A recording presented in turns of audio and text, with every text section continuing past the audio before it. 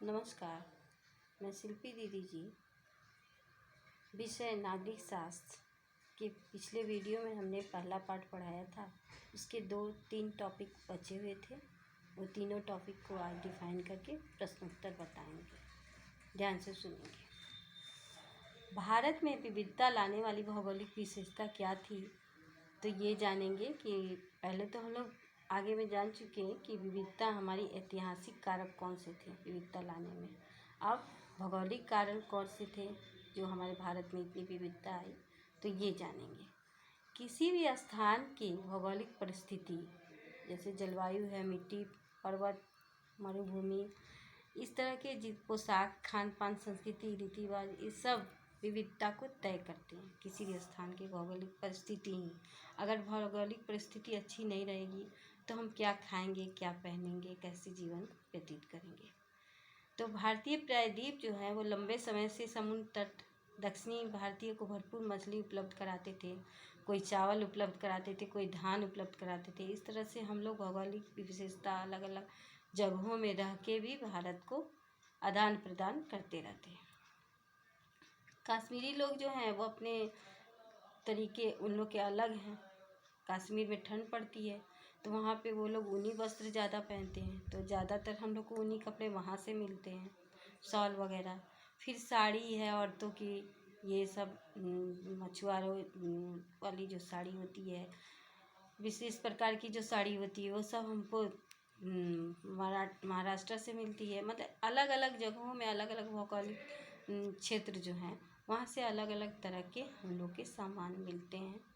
तो ये सब चीज़ भी वहाँ के यहाँ आते हैं भारत में, तो ये सब चीज़ भी हमारी विविधता को दर्शाते हैं।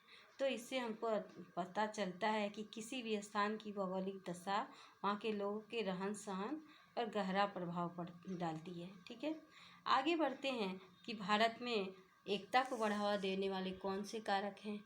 तो एकता को बढ़ावा देने वाले कारक, भारत में हमारा अखंड इतिहास है। भारत देश जो है छोटी छोटी रियायतों और इतिहासों में ना होकर संपूर्ण भारत के इतिहास में बटा हुआ है। हमारा भारत, पूरे भारत में ही देखें तो यहाँ के इतिहास के बारे में हम लोग जान जाएंगे कि क्या हुआ था पहले पूर्व में, प्राचीन में। अब आते हैं कि राजनीतिक एकता हमारी कैसी रही है।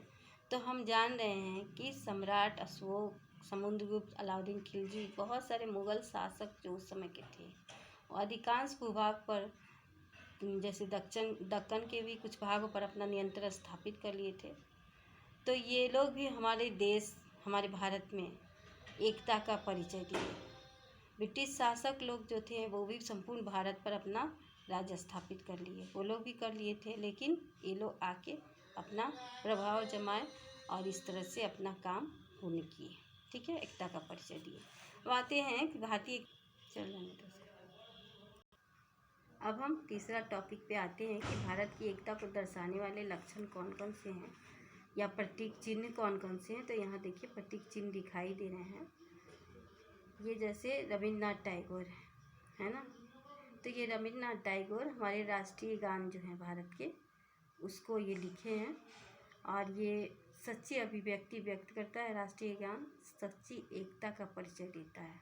राष्ट्रीय गीत जो है बंकिम चटर्जी लिखे हैं और हमारे ध्वज जो हैं वे 3 रंग के हैं, जिसमें केसरिया जो रंग है वो त्याग का प्रतीक है और सफ़ेद शांति और हरा हरियाली का प्रतीक होता है। चक्र जो हैं हमें एक दूसरे को संपन्नता के सूचक हैं, एक दूसरे को बांध के रखते हैं। सारनाथ के स्तंभ में जो अशोक स्तंभ है उसके शीर्ष में इससे ये लिया गया है ये चक्र। अब आते हैं कि राष्ट्रीय चिन्ह, हमारे राष्ट्रीय चिन्ह भी देखिए यहाँ पे दिखाया गया है ये चक्र। अब देखिए कि संविधान हमारा जो है, संविधान वो 26 जनवरी 1950 को लागू हुआ। ये संविधान भी किसी तरह की जाति, धर्म, ऊंच नीच को देख के नहीं बनाया गया, सबके लिए एक तरह के संविधान बनाए गए। अच्छा, अब आते हैं कि स्वतंत्रता संग्राम जब हुआ, पीछे भी बता चुके हैं हम कि उसमें हिंदू, मुस्लिम, सिख, ईसाई नहीं देखा गया, सब लोग एकजुट होकर स्वतंत्रता संग्राम में सहभागिता दिए और संग्राम के लिए भाईचारे का संदेश फैलाएं। अब इस तरह से हम बहुत सारे चीज़ों को देखते हुए यही अंदाज़ लगा सकते हैं कि हमारा देश विविधताओं भरा देश है। देखिए यहाँ की संस्कृति, भारत की महिलाएं जो हैं विभिन्न तरह की पोशाक पहनेंगी, विभिन्न तरह के आभूषण हैं, लेकिन सब भारत में ही रहते हैं। सब एक दूसरे के साथ मिलजुल कर एकता का परिचय देते हैं। संस्कृति की दृष्टि से देखें तो सांस्कृतिक एकता भी है हमारे यहाँ। सभी लोग एक दूसरे के एक सूत्र से बंधे हुए हैं। सब अपने अपने धार्मिक ग्रंथ और नदियों, मंदिर, मस्जिद, गिरजाघर सब को अत्यधिक आदर के साथ और श्रद्धा रखते हैं। सब एक दूसरे के प्रति ये बोलते हैं ज़रूर कि ये हिंदुओं का पर्व है, ये मुस्लिमों का, लेकिन श्रद्धा रखते हैं। अब आते हैं मेरे क्वेश्चन आंसर पर। प्रश्न उत्तर 1 में आए। 1 में पोंगल निम्नलिखित किस प्रदेश में मनाए जाने वाला त्यौहार है? तो तमिलनाडु। मस्जिद किसका है? तो मुस्लिमों का पूजा स्थल है। हमारे संविधान के में कितनी भाषाओं को मान्यता दी गई है? तो 22।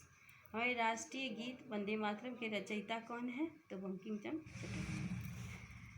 केरल जो है ईसाई धर्म की शुरुआत वहाँ पे हुई थी, जो भारत में है। तो ये सेंट थॉमस ईसाई धर्म की शुरुआत किए थे केरल में। अब सही गलत में आते हैं। विविधता में एकता का अर्थ यह है कि विभिन्न धर्म, जाति और रीति रिवाज, विचारधाराओं के मानने वाले लोग एक होकर रहते हैं। ये सही है। भारत त्योहारों का देश कहा जाता है। सही है। हिंदी भारत की एकमात्र भाषा है। ये गलत है। ब्रिटिश शासक फूट डालो और राज करो की नीति पर चलते थे। ये सही है।